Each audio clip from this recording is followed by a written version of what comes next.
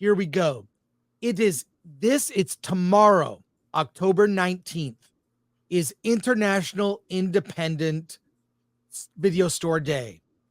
You may or may not know, in high school, I worked at one of the renowned indie video stores, Thomas Video.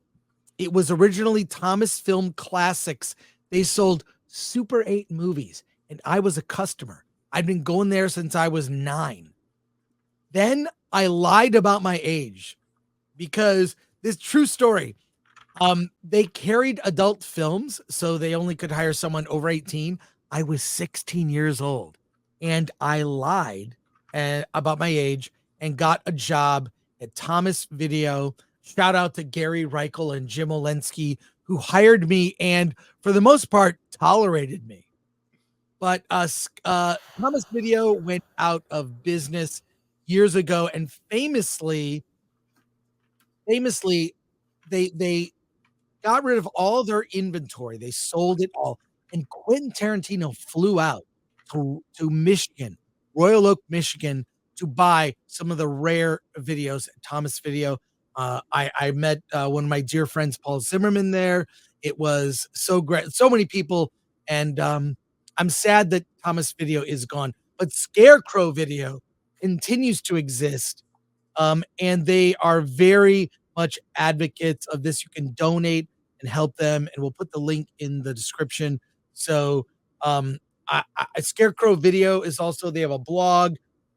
They write about film and always known about a Scarecrow Video. And I don't know, I really think that early podcasting or whatever, I would go to the video store, not just to look at stuff. I went to Laser Library in Pasadena, but to have conversations with other film fans.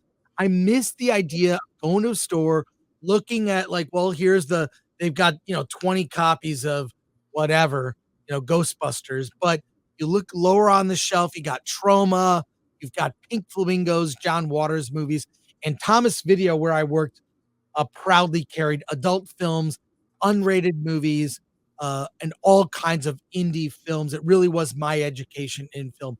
Alan, do you have memories of going to the video store? Yeah. I mean, early on, my dad, he loved movies. He bought a VCR, sorry. And we would go to, I was looking it up. It was a popular music store, music record store in Southern California, and I can't find the name of it.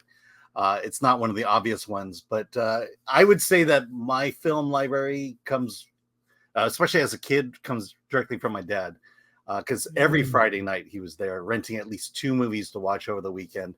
And so, I was just watching the same movies with him. And that's where I learned watch some of the classics. I will say, though, he kicked me out whenever he rented a rated R movie.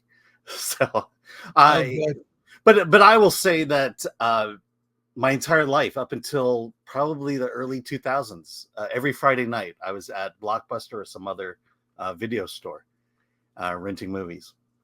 Well, I don't know. I feel like the video store culture, like I say, with Laser Library, when I had a Laserdisc player, I would go to Laser Library on Green Street in Pasadena, and the Anthony Miele was he was the clerk there, whatever. We would get in these arguments. We became longtime friends, met him in the 90s, and we would argue about movies, and we would draw a crowd. It was hilarious. Like, people would just stick around after they rented their films, and then they would just watch us fight. Yeah. So Scarecrow Video, I wish it was in LA.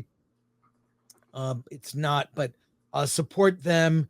And just, I think video store culture just attracts film fans. So support them in their campaign. Again, we'll put the link in the description.